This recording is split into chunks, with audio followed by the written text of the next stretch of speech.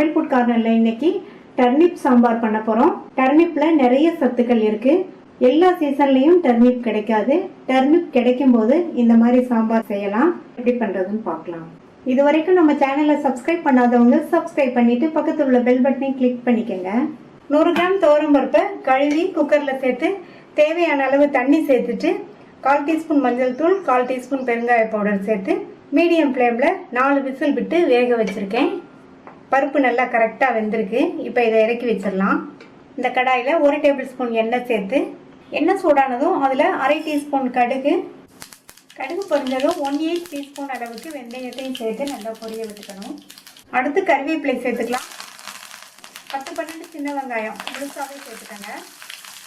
இது கூட ஒரு காஞ்ச மிளகாவை கிண்டி சேர்த்துக்கணும். இந்த வெங்காயம் ஓரளவு வதங்கி வரணும். வெங்காயம் ஓரளவு வதங்கிடுச்சு. 2 மீடியம் சைஸ் தக்காளியை கட் பண்ணி சேர்த்துக்கணும்.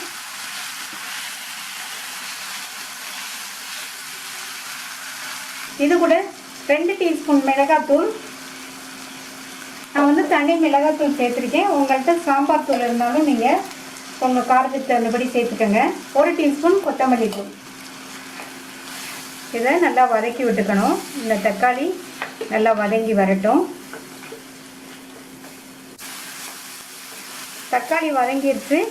தக்காளி வந்து மசியணுங்கிறது கிடையாது. இந்த மாதிரி வதங்கினா மட்டும் போதும். 200 கிராம் டர்னிப்பை மேல் தோலை சீவிட்டு இந்த மாதிரி சாம்பாருக்கு போடுற மாதிரி கட் பண்ணி வச்சுருக்கேன். கொஞ்சம் பெரிய சைஸ் துண்டுகளாக கட் பண்ணிக்கணும். இந்த டர்னிப்பை இந்த மசாலாலேயே 1 நிமிஷத்துக்கு நல்லா பிரட்டி விட்டுக்கணும்.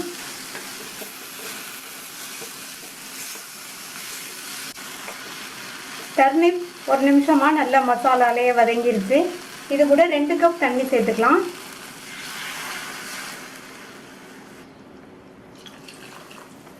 இதுக்கு தேவையான அளவு உப்பு சேர்த்து நல்லா கலந்து விட்டுட்டு மூடி வச்சிடலாம். காய் 3/4 பங்கு அளவுக்கு வெந்து வரட்டும். இடையில அப்பப்போ செக் பண்ணிக்கோங்க. 5-6 நிமிஷம் ஆச்சு.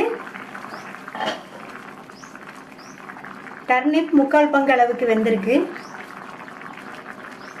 இப்போ இது கூட நம்ம வேக வச்ச பருப்பை சேர்த்துக்கலாம். பருப்பு சேர்த்து நல்லா கலந்து விட்டுட்டு இது கூட நெல்லிக்காய் சைஸ் அளவு புளியை 1/4 கப் தண்ணியில் கரைச்சி வச்சுருக்கேன். அது சேர்த்துக்கலாம். புளிப்பு வந்து உங்கள் சுவைக்கு தகுந்தபடி சேர்த்துக்கங்க. மறுபடியும் நல்லா கலந்து விட்டுட்டு மூடி வச்சிடலாம். சேர்த்த பருப்பு காய் எல்லாம் நல்லா ஒன்று சேர்ந்து வெந்து சேர்த்த புளிக்கரைசலோட பச்சை வாசனையும் போகட்டும்.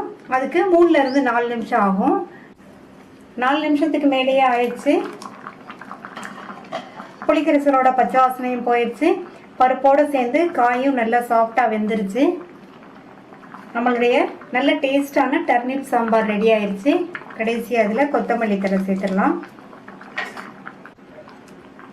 கொத்தமல்லி தழை சேர்த்ததுக்கப்புறமா நல்லா ஒரு தடவை கலந்து விட்டுக்கணும். சாம்பாரோட கன்சிஸ்டன்சி கரெக்டாக இருக்குது.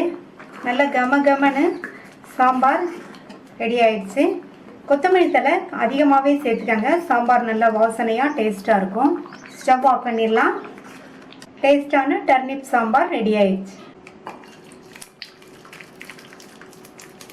இந்த டேஸ்டான டர்னிப் சாம்பாரை ட்ரை பண்ணி பார்த்துட்டு உங்கள் கமெண்ட்ஸை சொல்லுங்கள். தேங்க்யூ.